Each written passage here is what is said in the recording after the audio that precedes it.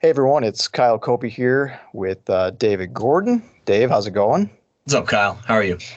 Good, good. So recently, within the past couple of days, it seems that you, the grand Twitter master, have got into some hot water on Twitter for one of your tweets, which is pretty much par for the course for you, I would say, right? Yeah, that I wear that ignominious mark with distinction. Yes. Yeah, so I just kind of wanted to get into that tweet and you know, not that I'm the judge, jury, and executioner here, but give you a chance to explain it because I honestly think that you have a pretty good take here. There's like a little bit of a background behind why you wrote this, and I think all the haters out there that are responding to you by the hundreds, uh, if they get a sense of like why you wrote this, uh, maybe they're going to be a little nicer to you. Probably not. I think people go on Twitter just to nag other people. That's the reason most people are on Twitter. It's not even to give like authentic reactions. It's just to give. It's like playing to the crowd. What's going to get a couple token likes? How can you white knight and rush in on your shining steed to rescue some person that you don't know and that was only referenced obliquely and generically? So. I don't know. I think Twitter's its own little universe, it's own little cosmos, and it's a toxic place. I'm honestly sick of Catholic Twitter. I'm like done with it. It's everyone just flexing like how many encyclicals and Thomas Aquinas quotes can I drop on other people to make it seem like I just pulled those out of a hat as opposed to like was Googling them 9 seconds before. And it is a lot of virtue signaling, and I mean that in the absolute most insulting way. It's just people like chest thumping, but people chest thumping in a way that's not even natural. It's like how much of this very specific knowledge can I regurgitate and apply to situations? Can I kind of shoehorn it into to seem important and very intelligent? And I'm really sick of it. I don't think it's an authentic place because what happened, obviously, I've actually been to a couple parishes in the last few months, and I've seen the same phenomenon with the crying chapels. Like, for one, I have 6 kids, and I have a baby, like a real baby, and my baby cries. So sometimes we are relegated to the crying chapel as a family, so we're not rude and disruptive to other people. When you have a baby that's like under 2, when you have a 1-year-old, they're not of the age of reason. You can't discipline a baby, obviously, because they don't know they're doing anything wrong when they cry. They're crying because they're upset about something. That's how they express themselves. They don't know what they're doing. They don't know they're doing anything that's like not appropriate for a given social setting, in this case, mass. So we go to the crying chapel in a couple different parishes, and I'm noticing a pattern now. Where you go in there, first of all, it's not other people with babies. And obviously, Kyle, you have kids too. You have 4 kids, and you have, pretty fresh kids. They're not. We're not like old dads. We're for dads, we're like younger dads, right? So I'm sure you've been to the crying chapels, right? I have. It's honestly not my go-to place. Like, I'm not saying you do this, but I know people do this. There's certain people who like go straight to the crying chapel. Well, first of all, for the people there's some people who are confused about this term crying chapel. Like, it's not a separate church. It's, I mean, hopefully people know what this is, but like it's the crying room with like the huge glass window in there, and they got the speakers, and you can like see out into the actual church. It's the crying room. So I'm glad you could actually make that distinction. Sometimes it's hard to pick your audience exactly on like YouTube because, again, with Catholic social media, sometimes they're the people that are like, well, Leo the 13th, 1854 encyclical, he actually stipulated that the precise term that you need to use was crying vicinity. And then you've got people that are like, wait, a crying chapel, is that like another kind of church? Is it even Catholic? there was So it's people hard who to said choose our that. audience. Yeah, there's people who said that like on your reply. They were like, "What's a crying chapel? Is there a separate altar in there? Is it a separate service?" And I'm like, "No, it's just a separate room that you happen to go out. It's basically like a glorified narthex or a glorified vestibule because in those older churches, right?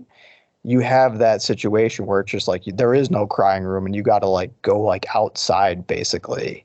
Yeah. And in modern times they built them, and I guess they're a good thing. I mean, you can still hear the mass, you can still see the mass to some degree.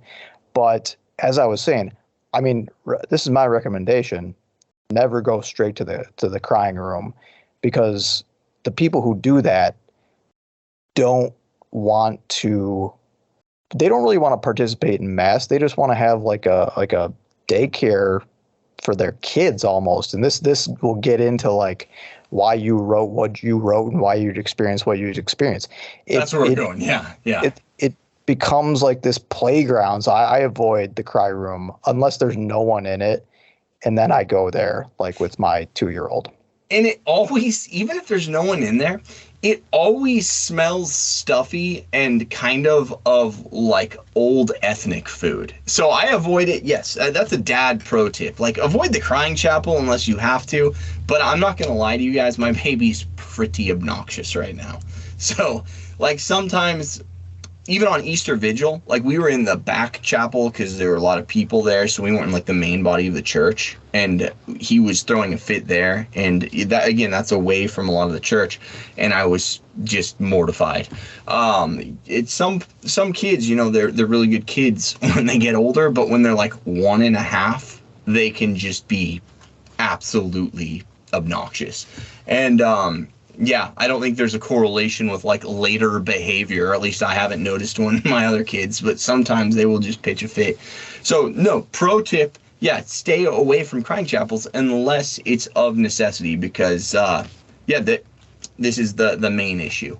I mean, families are going in there now with their bratty 4-year-olds, bratty 3-year-olds, and they're just letting them run rampant like it's a rumpus room. See, they think crying chapel equals church playground. Like, that's where you take your kids who are poorly disciplined in like quasi ADHD, and you just throw them in there, and then everyone else in there, it becomes their problem. So like, that's what you, and I'll get into the more specific experiences, but that is the distinct pattern that I'm noticing.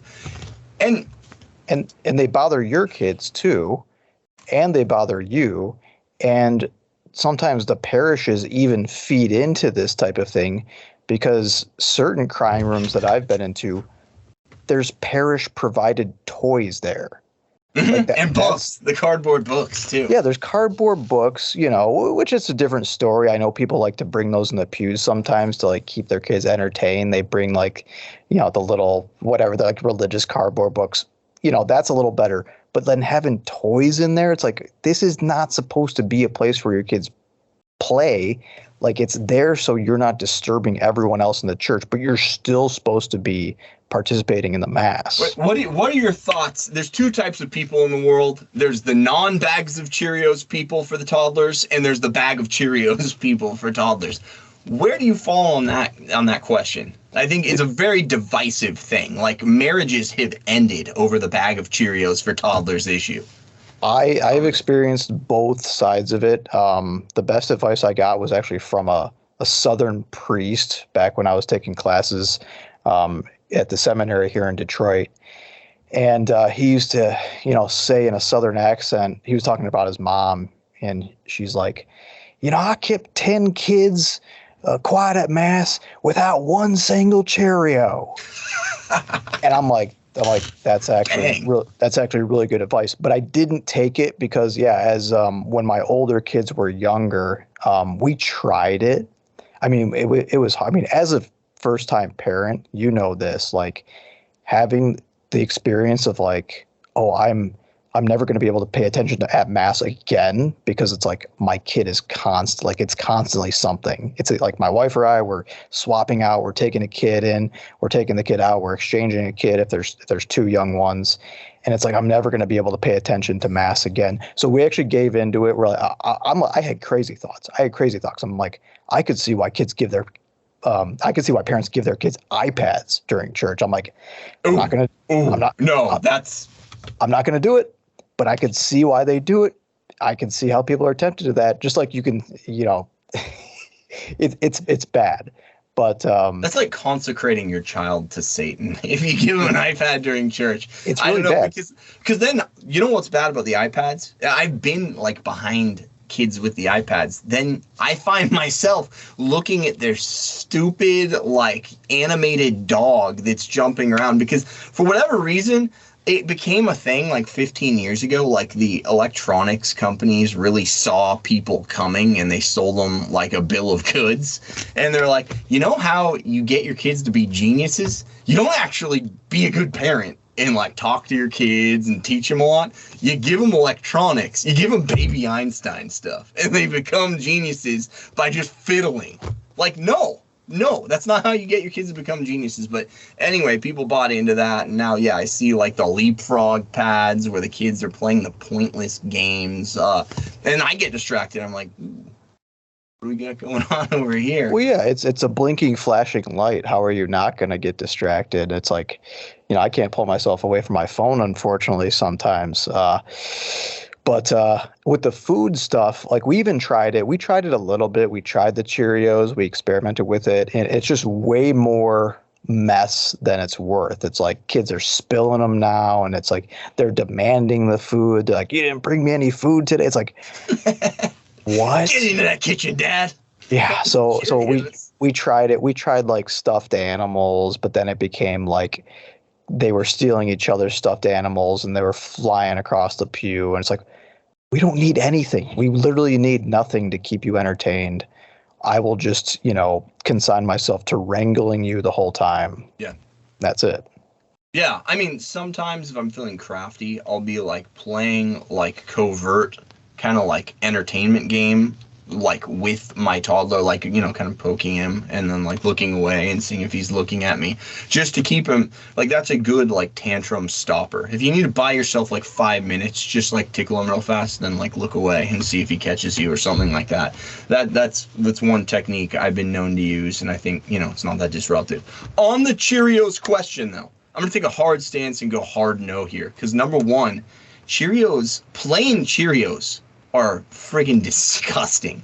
I would not wish that torture on anybody. It's like eating cardboard. It's the worst cereal that's ever been invented. I don't know how Cheerios as a company made it this far. Like, that's why they had to talk about like heart health, because there's no other conceivable reason that anyone would purposely feed themselves a bowl of Cheerios other than like, I guess I don't want to die. It's between eating a bowl of Cheerios and dying a very premature death. Like, eating the bowl of Cheerios gets a slight edge in that race, but it's a close call. I hate them. On the other hand, honey nut Cheerios, dude, you got to choke them down. You got to choke them down. I'm telling you, I do. And you know this about me because I'm like a weirdo organic food guy. I only eat plain Cheerios. I get it. They're disgusting, but like the mental, kick that I get knowing that I'm like, this is good for me and it doesn't have 4,000 grams of sugar as in any other cereal. Why not just Honey Nut like in normal? Because there's 100 grams of sugar in like each tablespoon of Honey Nut Cheerios. It's like basically, if you're going to eat Honey Nut Cheerios, just eat any other cereal out there. That's honestly, it's got fiber. They got fiber. They're made of oats. It's like a step up from Captain Crunch, dude. You can't. Same amount of sugar though. But since when we start treating sugar like a poison, I don't want to digress too much on some of these things on like diet stuff. I was thinking about this the other night. I was like, Kyle and I are kind of like Bert and Ernie, where like you have like the vertically striped shirt and I have the horizontally striped shirt and like my head's wide and your head's like narrow. I mean, they're not really like that, but Bert and Ernie. We're just on certain issues we align like hand in glove, and then other issues it's like I don't see eye to eye with you on this at all. I would eat Twinkies for breakfast if it wouldn't make me just morbidly obese. Well, you're basically doing that if you eat any other cereal, but we'll promise folks out there that we will do a cereal show. Oh yeah, soon. That's actually classic. Okay, so what's the the issue. What prompted like such wrath, such rage, where it's like I got out of mass and I just like went to my phone and I was like, I'm gonna tweet the crap out of this because I'm mad. Oh, you did it. You did out. it immediately. It was Right, like right after mass. I got in my car and I sent out the tweet, and then I took the first one down just because I thought I didn't want to deal with it, and people were getting like, their feathers ruffled, and then I don't know. I felt like a twinge of guilt, like, stick to your guns a little bit. So it went back up. Can I read? You're okay if we read this? I mean, it's up for everyone to see. Yeah, go ahead. I'm gonna throw it on screen. Cat's out of the bag. And we'll have everyone, because there's going to be some people, I guess, who don't know what we're talking about. If you're not one of the like 112,000 people who viewed this already, here you go. David Robert Gordon tweeted this on May 8th. Has anyone tried using the crying chapel at church? They're chronically inhibited, not by families with inconsolable crying babies, but by awful parents. That's the key here. We're going to get into that. But by awful parents who won't tell their spoiled, low IQ 3-year-old spawn to sit down and shut up during mass. And you added, thanks, feminism. Why are you so mean? Yeah, I'm just a mean guy. Because I'm not mean. And this is the, we talked about Fulton Sheen the other day, and we talked about false charity, where false charity is actually like blaming the victim and like softening the blame on the perpetrator. Like, going to somebody, a family that's been murdered, who's really mad about something, and being like, you're calling for justice or whatever against this person that's whatever racist or whatever it is that people do to like victim shame now. Oh, you want this person incarcerated? Well, this a disproportionate amount of people from this community are incarcerated, so you're like some kind of a racist or something. That's like false charity. And the false charity is going on right now. And actually, we talked about this before. We did another show talking about the lack of etiquette in society. Like, the etiquette is on the downslope. It is plummeting right now. People don't look you in the eye. They're mad when you ask them just a cordial question or want to interact with them. The customer service skills are awful. They mumble. They give you like the cold dead fish handshake where they grasp your fingertips because they don't know how to do a handshake. Their hygiene is poor. Just generally surly demeanors. And etiquette for everything is just down. It's bad. It's really bad. So like, I'm not a boorish guy by nature. Sometimes I'll make an obnoxious tweet or whatever.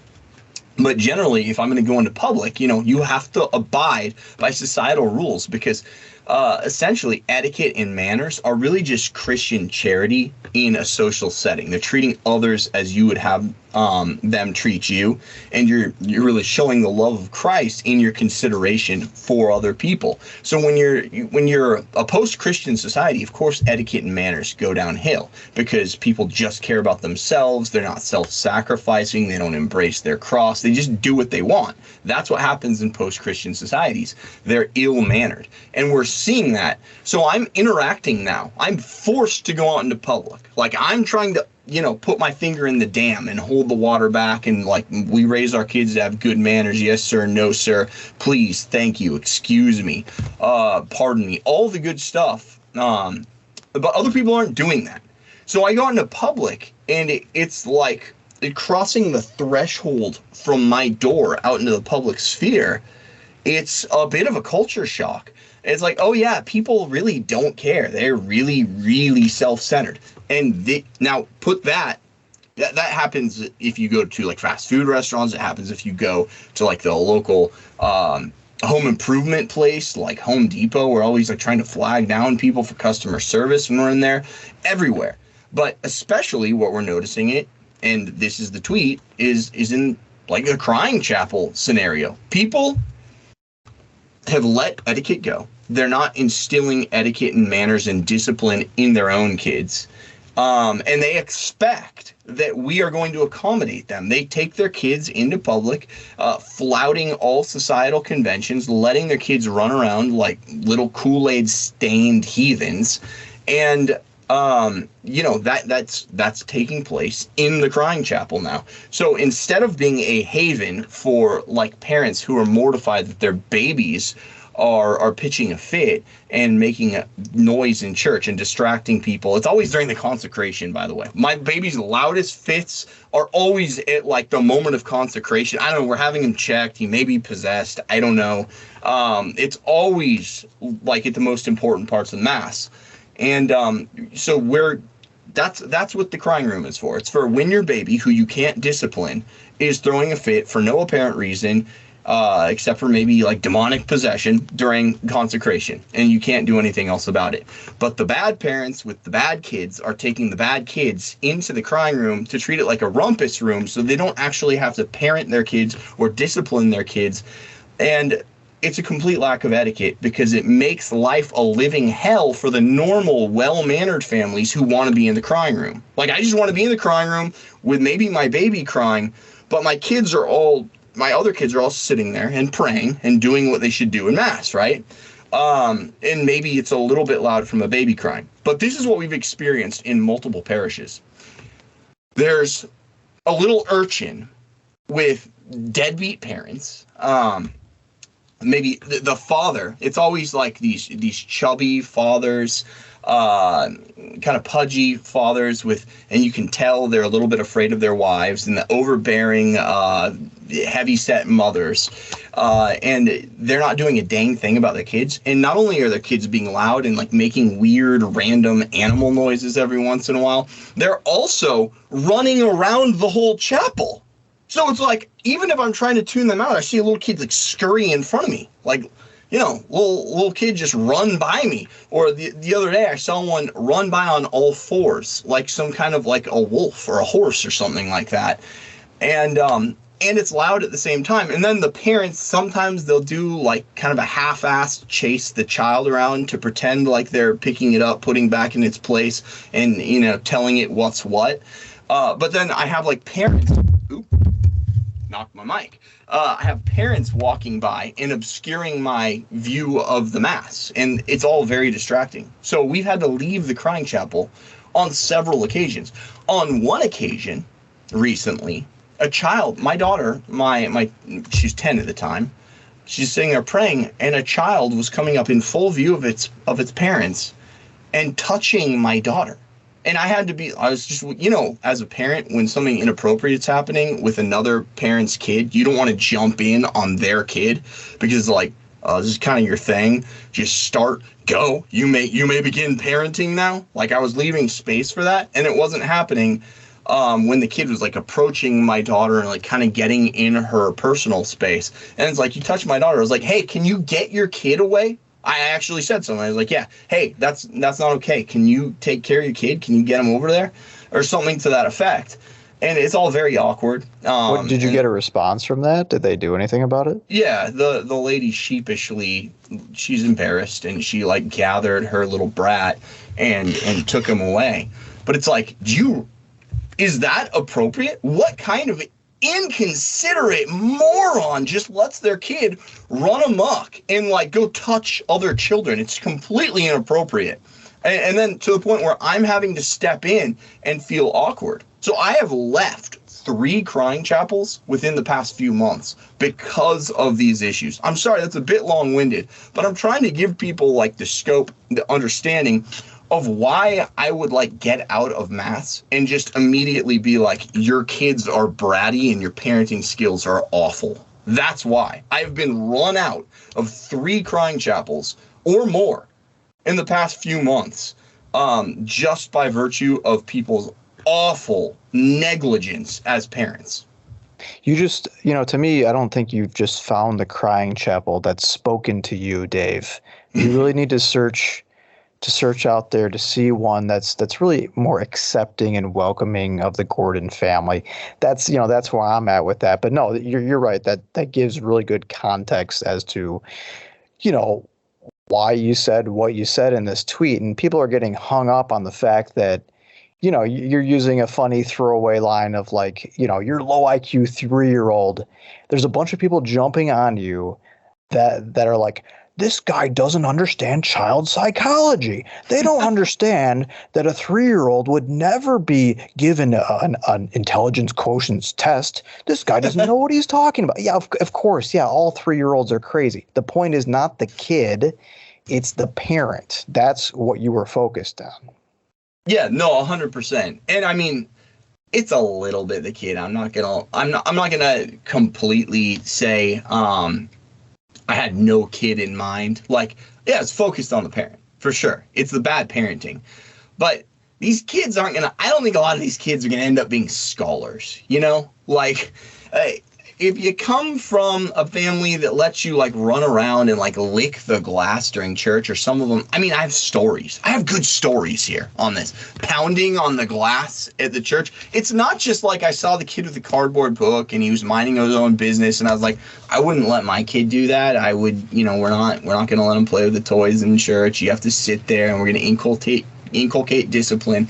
And I'm just being like judgy, scoldy church lady. That's not it. Like, where they're minding their business, it doesn't affect me. The kid, is not like dressed in like their Sunday best or something, and I'm like, heathens. That's not it at all. They're talking about kids getting in your business, banging on the glass, yelling, making weird, it sounds like an insane asylum in there. There's just random like laughing every once in a while, or like allowed to like yelp, like, just out of the blue. And it's not being dealt with. It's the parents. These parents aren't raising future scholars. These aren't like highbrow kids.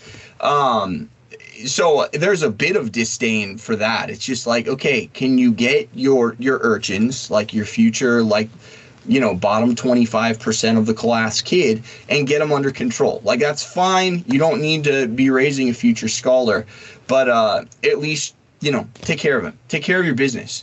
And yeah, it's mainly directed at the parent, but you can't help but have some animosity towards the kid who's being bratty too. Like, I can't transfer all of that to the parent, although of course, the parents are the reason for it. Let's face it.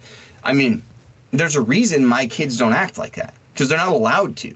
And like, you have to be consistent. You have to lay down rules, make expectations clear for your children, and then consistently enforce them. And this is why I'm like, thanks, feminism, because men are the primary disciplinarians in the family. You have to be a disciplinarian. You have to have that. The Bible talks about this: spare the rod, spoil the child, bow down your son's head when he's young, or else he will be a terror to you when he's old. It's in the wisdom literature. It's in Proverbs. It's in Maccabees. Or I'm sorry, not Maccabees, Sirach. And, it's quite clear. And traditionally, the man, you had a strong father who was disciplinarian. But now with the advent of feminism and the new man, and read like beta cuckolded dork, who's scared of his wife, they won't discipline their kids. They're always looking to their wife. Like, am I going to get in trouble if I'm like mad at my kid? She made me read a psychology book. And that's just not what we do. It's always that first person plural, like the royal we. We just don't do that these days. Child psychology actually shows that if you let your kid be a complete ass to everybody around you and don't enforce any discipline or rules, then they grow up to be better people. That's actually what we're to believe. So yeah, I mean, my anger is mainly to the parents and to like the feminist ideology that's allowed this to fester, but it's also towards the kids, because they are like the agents of my unhappiness in the church.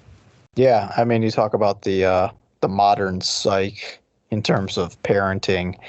I had a family member one time who, mother of the family, and she read in a psychology magazine, so you know this is going to be good.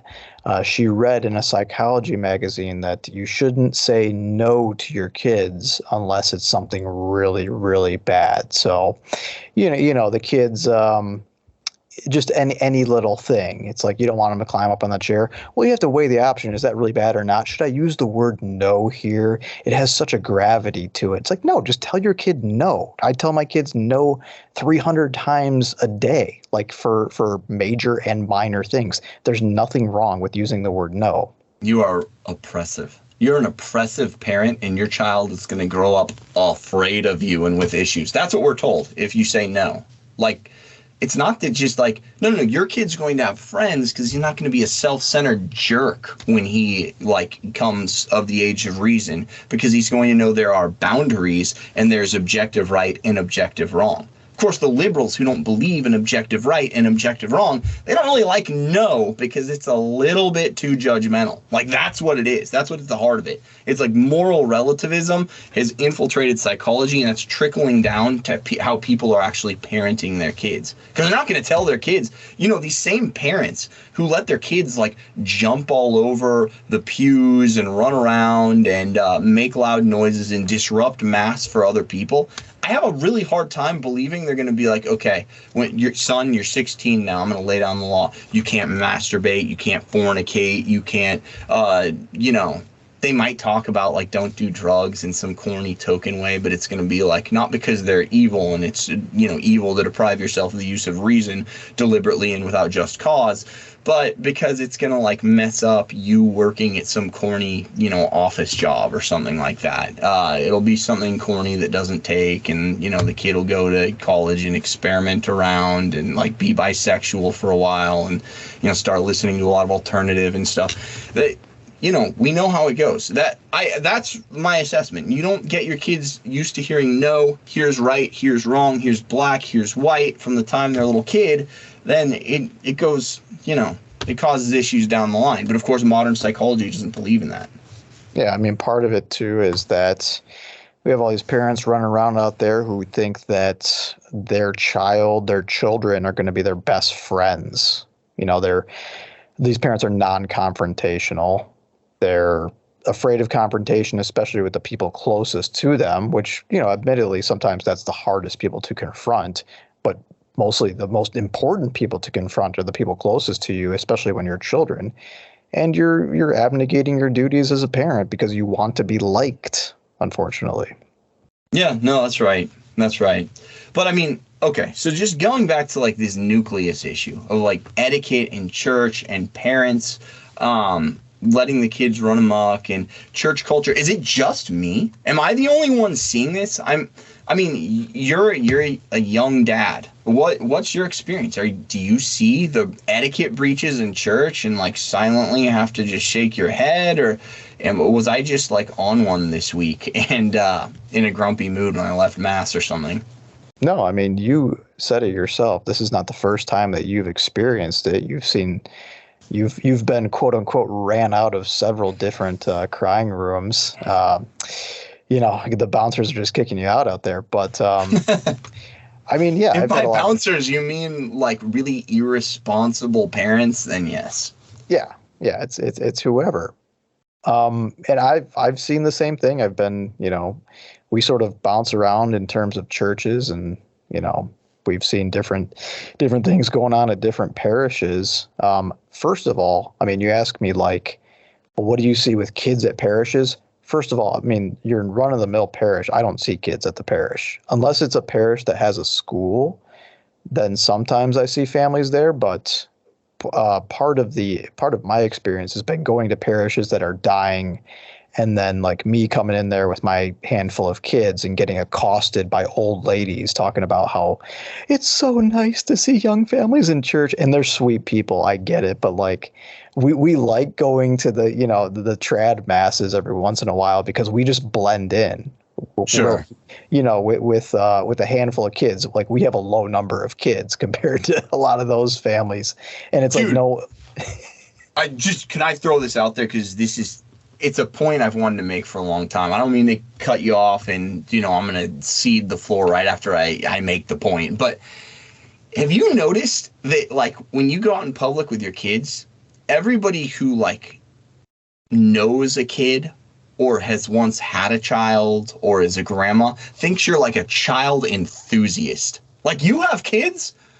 you're going to want to hear about my whole family tree of children. Let me tell you, my son, he's with his live-in girlfriend right now, 4 years. And I came from a family of 18, and it's, that's kind of cute for the first couple times, but then that is something that happens to me every time I go out into public.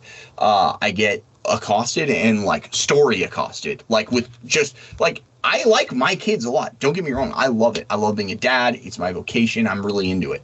But I don't really care about people's kids that aren't my own or my good friends, like my immediate friends and stuff. I just don't care about strangers' kids. But they seem to think that you, by virtue of having a lot of your own kids, you want to hear all about theirs, which is a big mistake. Okay, I cede back to you. You would make a great daycare worker, very detached from other people's kids. Yeah, I mean, that really hits home with me. I mean, 2 weeks ago at Mass, we went to my parents' parish. And it's again, we're the only large family there. And we got stopped multiple times. And I heard literally life stories of people. They were talking about my 2-year-old. He's got curly red hair. Oh yeah, this woman, sweet lady, this old woman's, she had 7 brothers and they all had red hair and now they're all bald. And it's I don't need to know any of this stuff. This is great, and I don't. You're vicariously living through. I don't know what's going on with that, but some dingbat out there right now is giving this a thumbs down and is they are being mean. No, this is just how men talk. We're so immersed in the feminist culture that you can't talk like a man, and that's been. We talk about all the actual policy problems that come along with women going public and getting, voting badly and stuff. But one of the main issues with feminism and bringing women full public is the fact that they expect you to cater to their tone preferences now. No, this is just how a couple dudes talk. And I'm being honest. I'm being blunt. I'm being bluntly honest. I'm being candid. I don't care if somebody else's kid had a pinwheel hat and his name was Pinocchio and he had freckles or whatever. I just don't care. Can I just keep shopping now? I understand it was very nice seeing you guys, but I just really want to buy milk and get the rest of my groceries. Yeah. Yeah, it's you're some sort of weird celebrity because you have multiple children nowadays. It's just it's odd. I don't know, but well, did people ask you about really personal stuff too that goes along with that? Will people come up to you and be like, "So, are you done yet?" Yeah, done weird stuff. With yeah, it's how's the breastfeeding going? I'm what the? What are you doing? Do you want to watch, you sicko? What are you talking about? Yeah, I don't know what it is, but yeah. So, I mean, so you had the experience. You sent out the tweet. I appreciate you. I mean, you said you went back and forth with putting one up, taking one down, or whatever. But your current one is out there, like we said. You're catching a heck of a lot of heat for it. What do you have to say to all the haters out there? Because obviously you can't reply to each one of these whack jobs, but what do you want to say to them? Mainly just wish they were smarter and stuff. So many of their responses are so just superlatively asinine. For example, one of the main threads that I'm seeing, one of the main responses has been, well, Jesus said, suffer the little children to come unto me. It's what am I advocating for here? Do you honestly think, we both have dedicated our adult lives to working in the service of evangelizing in the church and, in Catholic media and stuff. You honestly think I would say nah, the kids don't need to go to Jesus? That's not what it is at all. You're telling me, though, the fact that Jesus was open to children, that meant there are no parameters. There's no propriety that goes along with how the children are to be presented to Jesus and how they're to approach him. You think he was just yeah, little satanic kid over there that is dressed in his underpants and is screaming profanities. Come on into church. It's cool. Because you know what? Suffer little children to come unto me. Like, that's how people think.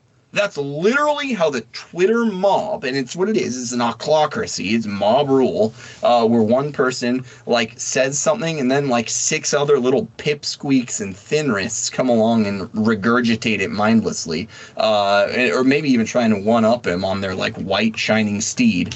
They say the same thing. Like, so the fact that, yes, I want little children to go to Jesus. I really do. I've taught children. I've taught like primary education before, at a couple different schools. It's really important to me that kids go to Jesus.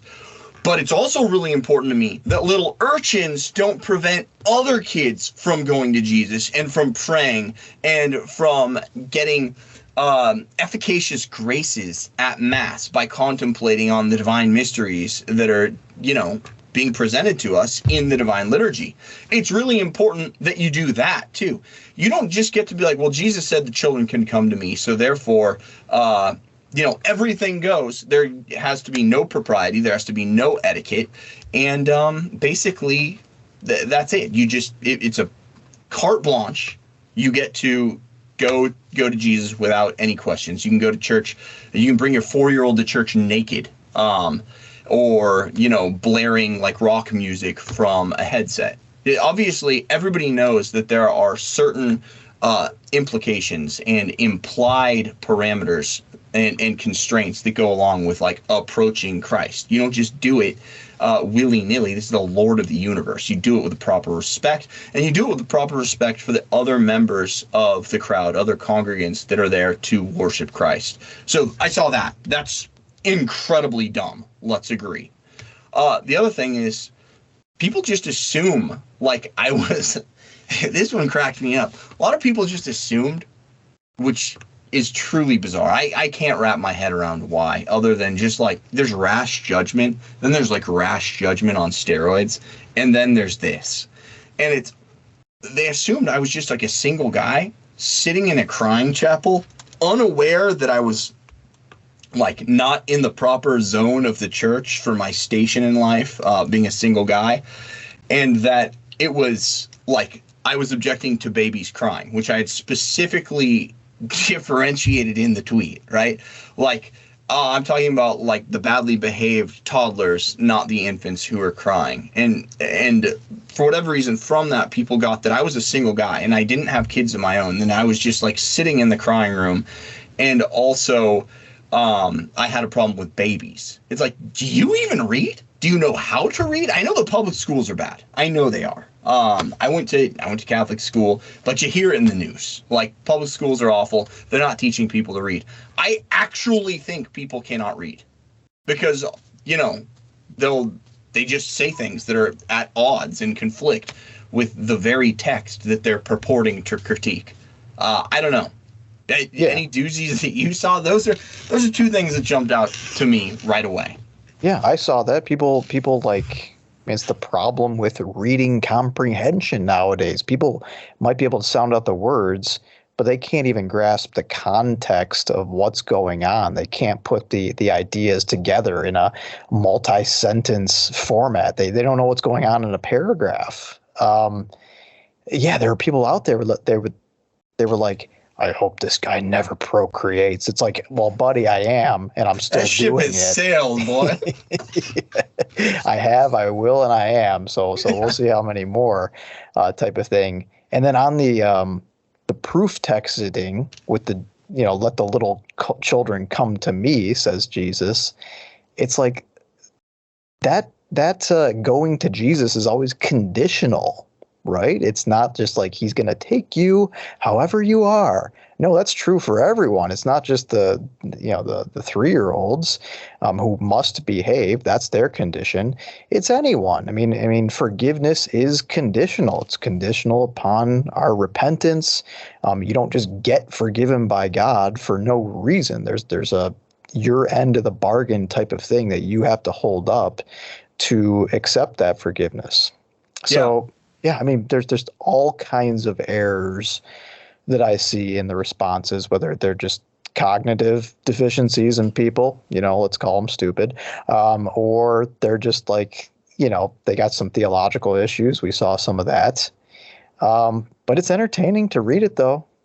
I'll tell you that. Yes. They're all like, I also want you to die. And I'm like, yeah, that's kind of mean. But yeah, but that's you, not me. So it's entertaining for me. Sure. No, of course. If you were going through a tragedy, obviously I'd be laughing and happy about that. Exactly. Yeah, as any man would for his friend.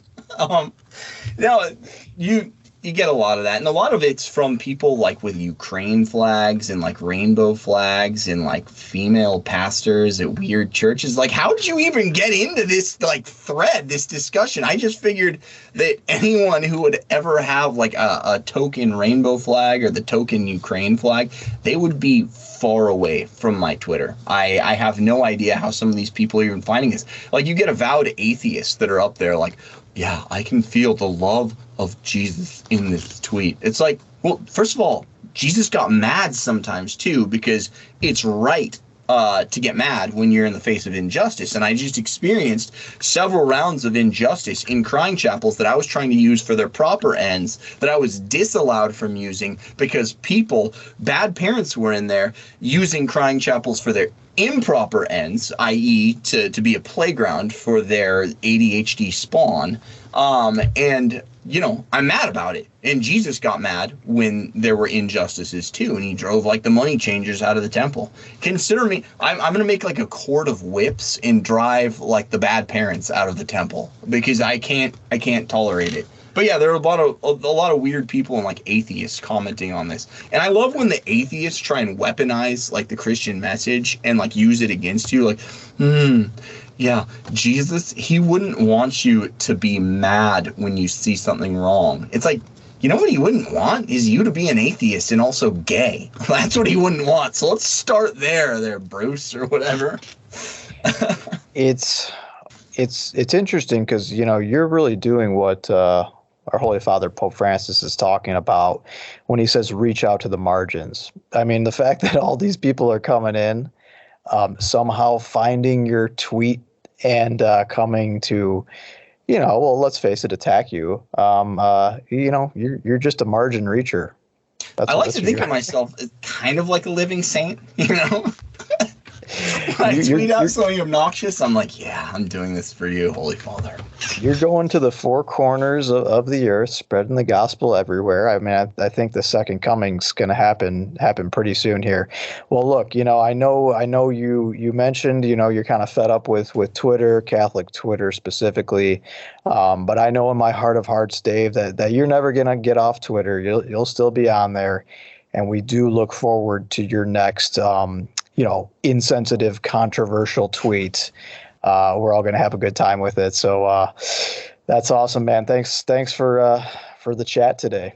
Yeah, man. Thanks for chatting it up and talking a little bit of crying chapel, one dad to another. I also want to throw out a thank you to like the 3,800 loyal people who have not unfollowed me on Twitter despite my chronic obnoxious takes. But again, like there's grifters and there's ear ticklers and there's just like real men sometimes have a moment and they're mad and they just say something that's real and they say it straight. Like, I hate that we live in a society that tries to punish that for like how people talk when they're being honest and open and transparent, because this is really, people get mad sometimes and sometimes they have good reason to, and it's stupid to assume they're mad for a bad reason, and it's stupid to assume that they have bad will. Like, and again, it's the effeminization of the modern dialogue where you can't say something that's just real, like as a dad who just came out of who just got run out of a crying chapel by inconsiderate jerks of parents that won't control their bratty kids. So yeah, I was just trying to be a little bit candid, and hopefully now people understand why. Yeah, that's a good call for all men out there to stand up, speak your mind, and don't be afraid to do so. All right, Dave, till next time, all you people out there, God bless.